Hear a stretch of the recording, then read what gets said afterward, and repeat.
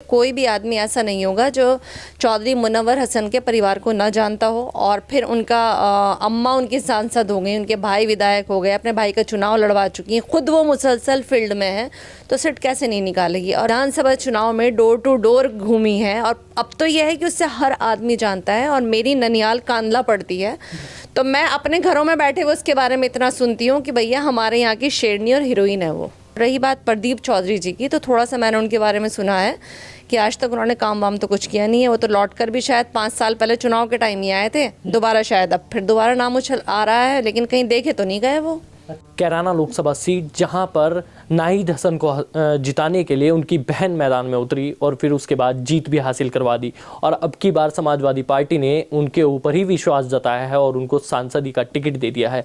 लेकिन सबसे बड़ा सवाल ये खड़ा होता है कि बीजेपी ने फिर से प्रदीप चौधरी को टिकट दिया है, और जबकि विरोध बहुत था। इस पर बातचीत करने के लिए समाज सेवी इरम उस्मानी जी हमारे साथ मौजूद हैं। इनसे जरा बातचीत करते हैं। जो कैराना लोकसभा की बातचीत करी जाए तो अभी लोग वहां पर ये कह रहे हैं कि ठीक है 2022 में जो उन्होंने कर दिया, लेकिन अभी वो सांसदी के लिए बच्ची हैं और वो सांसदी के लिए लड़ नहीं पाएंगी, तो कैसे देखते हैं आप? अब वो बच्ची नहीं रही है, वो तो मंच की खिलाड़ी बन चुकी है। किसने बोला है बच्ची है? आप देख रहे हैं कब से वो फील्ड में है। और अगर वो बच्ची होती तो बच्ची अपने घर में बैठती, अपने भाई को चुनाव लड़वाने के लिए मैदान में ना आती।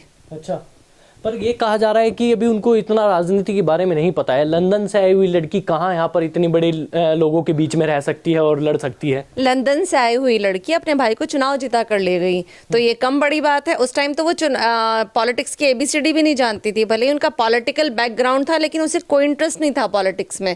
अब तो वो खिलाड़ी हो गई है भैया। अब कहाँ रह गई ये बात कि वो बच्ची है, ना समझ है। अब वो बच्ची नहीं रही।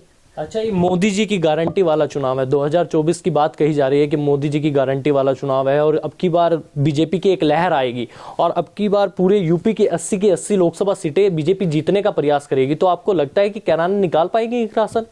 भैया लहर की बात तो मत करिए। लहर तो समाजवादी की भी आई थी, क्या रिजल्ट आया? आप लहर पे मत जाएं। लहर तो ऐसी थी कि उसमें बहे जा रहे थे, लेकिन रिजल्ट कुछ नहीं रहता है।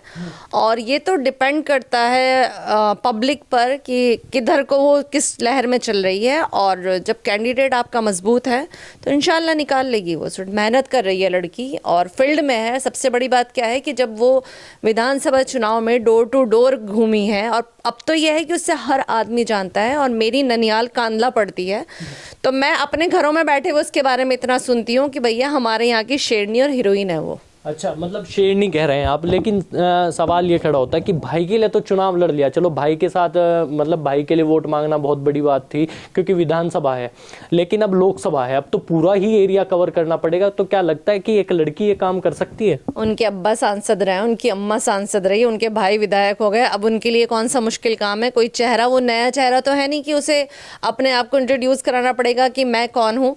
और देखिए उन लोगों का पुख्तगी है, उनके यहाँ पर एक मजबूती है, और उस मजबूती के को देखते हुए, उनके अब्बा को देखते हुए, कोई भी आदमी ऐसा नहीं होगा जो चौधरी मुनव्वर हसन के परिवार को ना जानता हो। और फिर उनका अम्मा उनकी सांसद हो गई, उनके भाई विधायक हो गए, अपने भाई का चुनाव लड़वा चुकी हैं, खुद वो मुसलसल फील्ड में है, तो सीट कैसे नहीं निकालेगी। और रही बात प्रदीप चौधरी जी की, तो थोड़ा सा मैंने उनके बारे में सुना है कि आज तक उन्होंने काम वाम तो कुछ किया नहीं है। वो तो लौट कर भी शायद 5 साल पहले चुनाव के टाइम ही आए थे, दोबारा शायद अब फिर दोबारा नाम उछल आ रहा है, लेकिन कहीं देखे तो नहीं गए वो। अच्छा, एक और सवाल है। लोगों का ये भी कहना है कि मुस्लिम महिला है मतलब इकरा हसन, तो मुस्लिमों में कहा जाता है कि महिलाओं को इतना ज़्यादा आगे नहीं करना चाहिए, लेकिन वहाँ पर ऐसा परिवार कर रहे हैं, महिलाओं को आगे ला रहे हैं, तो लोग विरोध भी बहुत ज़्यादा करते हैं इस चीज़ को लेकर। मुस्लिम महिलाओं को क्यों नहीं लाना चाहिए आगे, ये बताइए। मतलब किस चीज़ में पीछे हैं मुस्लिम महिलाएं? किस चीज़ को लेके आप लोग ये कहना चाह रहे हैं कि मुस्लिम महिलाएं नहीं आगे आ सकती हैं?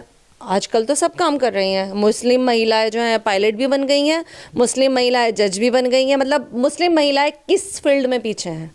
अच्छा, ठीक है। तो आपने देखा इरम उस्मानी हमारे साथ मौजूद थे, हमने इनसे बातचीत करी कैराना लोकसभा पर। आपको ये खबर कैसी लगी? इस खबर को लाइक कीजिए, शेयर कीजिए और जुड़े रहे हमारे चैनल के साथ। नमस्कार।